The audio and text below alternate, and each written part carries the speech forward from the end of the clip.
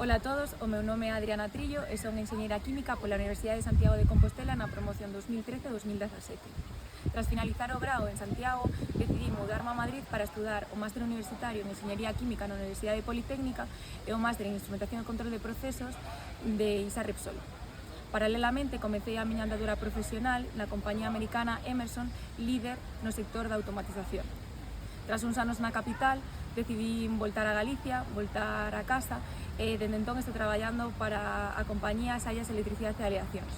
Comecei como enxeñeira de Instrumentación e Control e dende fai aproximadamente ano e medio son a xunta de dirección da División de Enerxía de SEAI.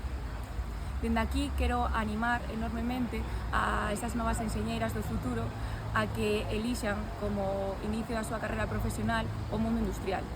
A pesar de ser un sector maioritariamente masculinizado, a presencia femenina cada vez é maior e máis necesaria. A industria precisa de equipos multidisciplinares para facer fronte aos retos futuros que se nos achegan e tamén para liderar proxectos estratégicos nos cales a diversidade é clave para alcanzar a excelencia.